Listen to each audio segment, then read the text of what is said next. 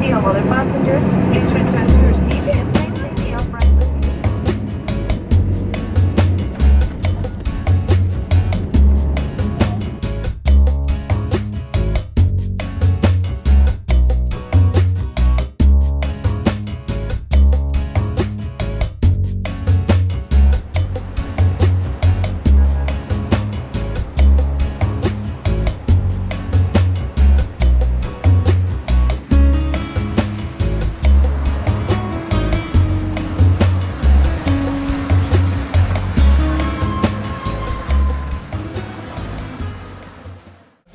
Bom dia. Okay, good morning, good morning.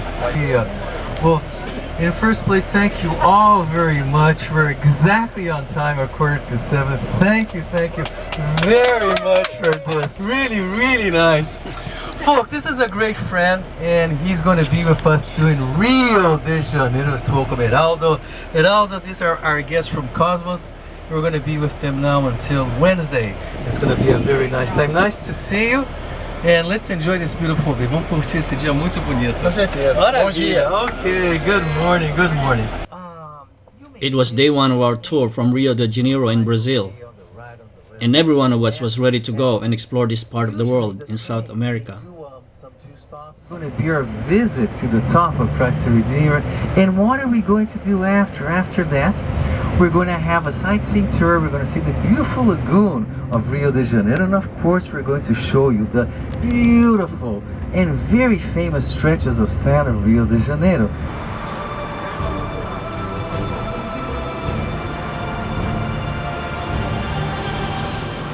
Our first stop for the day was a visit to the Christ the Redeemer statue.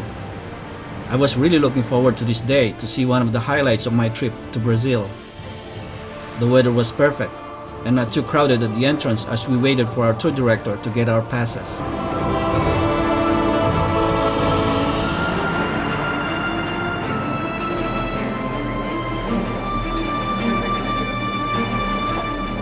That early morning, we were the first group to get on the train for the 20-minute ride to the summit of Mount Corcovado in Rio de Janeiro.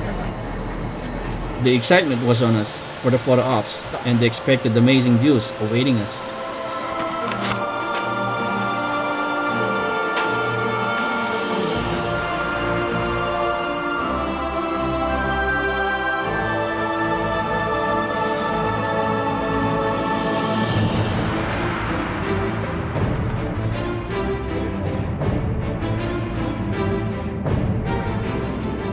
The Christ the Redeemer statue was completed in 1931, and it stands 98 feet tall, with its horizontally outstretched arms spanning 92 feet. It is the largest Art Deco-style sculpture in the world, and is one of Rio de Janeiro's recognizable landmarks. A symbol of Christianity across the world, it is most impressive and a bit crowded for photo ops when we visited, and sometimes amusing to watch people get in the way, while others were wanting to have memorable group photos or selfies.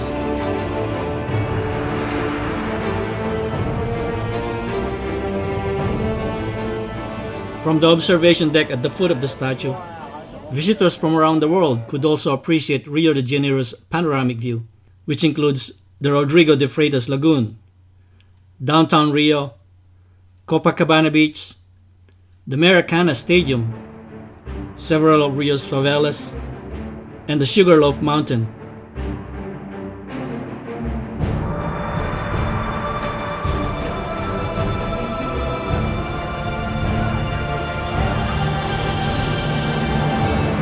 And when our time was up, we boarded the train on schedule back down to our waiting bus for the continuation of our tour.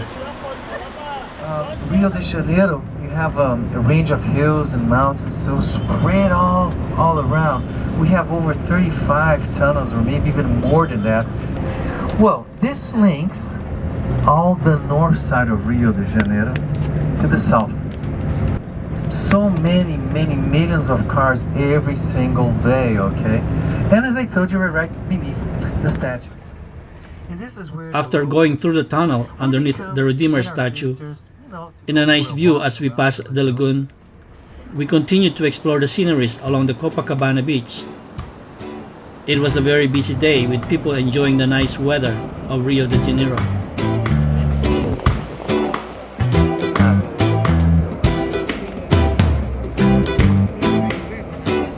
Okay, right over here. You can see there's already many people here on the beach. It attracts a lot of people. Like this year, it was over 2 million people, visitors. It's nice, isn't it? Yeah, when you think about, you should think about like cashew trees, coconut palm trees, which we still have. Temperatures here can reach over 104 Fahrenheit very, very, very easily here in Rio. Not only Rio, of course, all around the country. It's something to look, to appreciate what nature has given to us. And now, I want to show you on your other side here. Here it comes. Copacabana Palace Hotel comes from the year of 1932. One of the first hotels to be erected in front of the beach. And a very French architecture design. It's a lovely, lovely, lovely hotel. And you can go inside if you would like to. This is where mainly all the rock stars stay, so Paul McCartney, Madonna, the Rolling Stones. 10 years ago, the Rolling Stones, they performed live here in the beach of Copacabana. Almost 1.5 million of spectators. I remember working on that thing, had to do everything. They have also paved road, as you can see. So you can reach, depending how much walk you like to do, you can reach your hotel by here walking.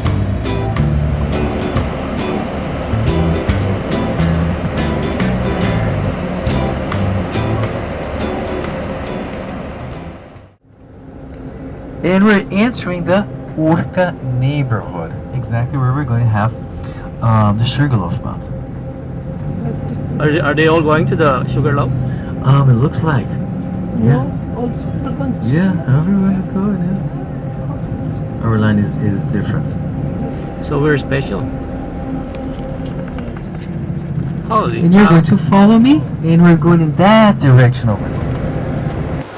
Our optional afternoon excursion was a visit to the Sugarloaf Mountain. People in line for the cable car ride was already a few blocks long when we arrived.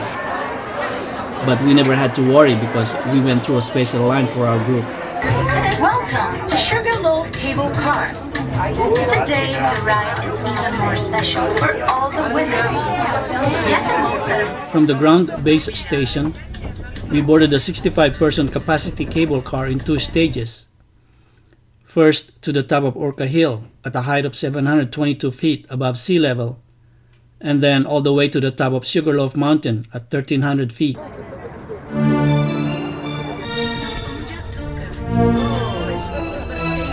Sugarloaf Mountain got its name from its resemblance of conically molded block of concentrated refined loaf of sugar during the heyday of sugarcane trade in Brazil. And now, millions of tourists visit every year to enjoy the breathtaking and panoramic view of beaches, mountains, and forests once at the top of the Sugarloaf Mountain. Mind the gap when entering and leaving the cable car.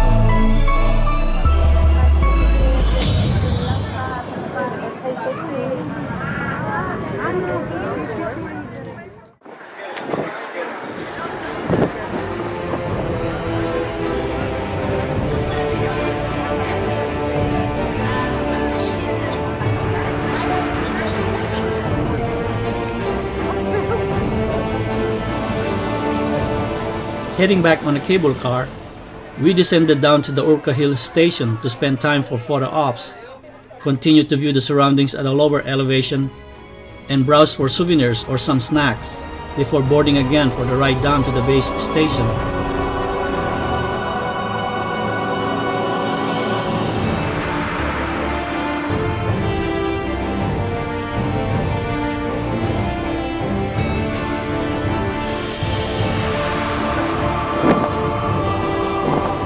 In the end, it was a great day of experience to see the best views of Rio de Janeiro.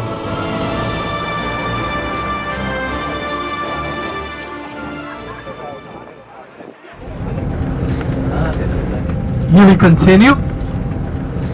This is a church which appears on your right side, the Church of Santa Luzia, the protector of the eyes. Coming from the 16th century.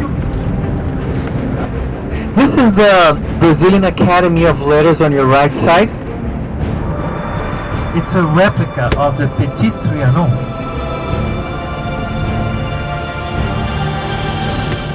On the way back to our hotel, we had passing views of historical landmarks of downtown Rio, including a stop for a visit inside the modern-style Metropolitan Cathedral of San Sebastian, which design was based on Mayan architectural style of pyramids.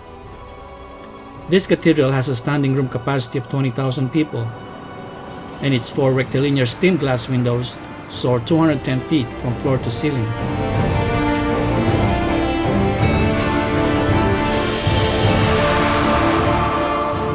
And then, there were these other buildings and palaces, visual arts on walls and buildings, monument to Brazilian soldiers, and local people's rights activities going on as we navigate the streets of Rio de Janeiro.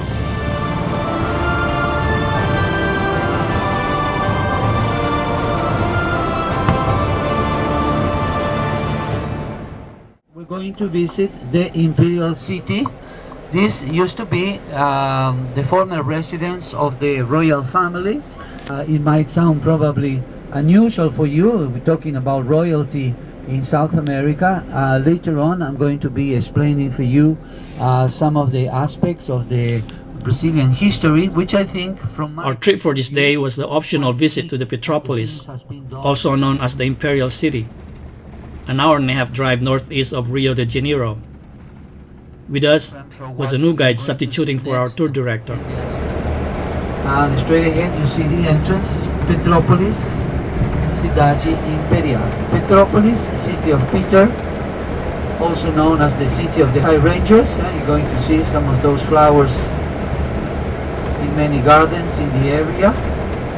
And I'm going to stop in front of a building which is very pretty. Used to be a casino. Nowadays is a hotel. In the 40s was a casino. Then casinos were prohibited. It was called Quitandinha Hotel, and after a quick photo shoot, we turned around to continue our journey to Petropolis.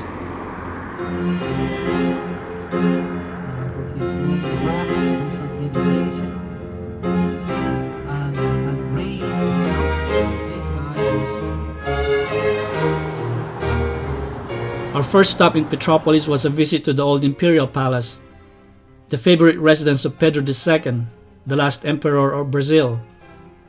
The imperial family ruled Brazil from 1822 to 1889. Today, the palace is the Imperial Museum, which houses thousands of items including artwork, jewelry, furniture, documents, and books, the most representative of Imperial Brazil.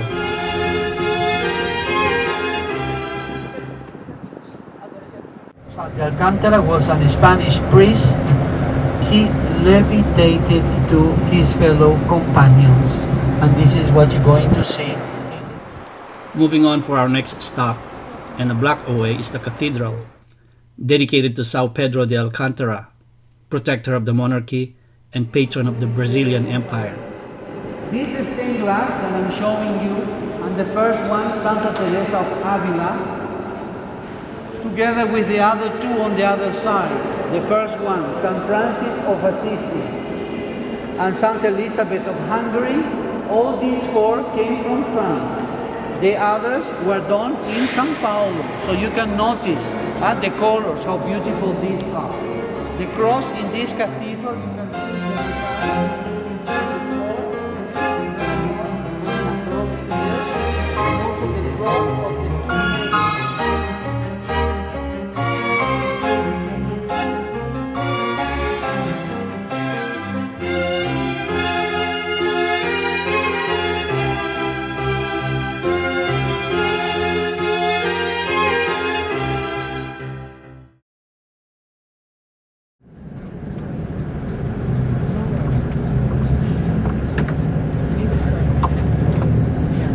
Very well. So now is the chance you will have to grab something to eat.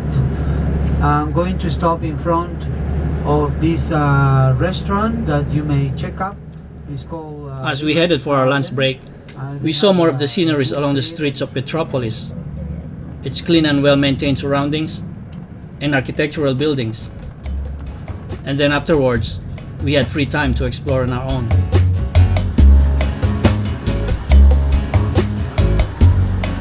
At the heart of the historical center of Petropolis is the Praca de Liberdad, or Liberty Square, a nice place to hang around. And within walking distance are some historical buildings, the Catholic University, the House of Santos Dumont, and a view of the cathedral.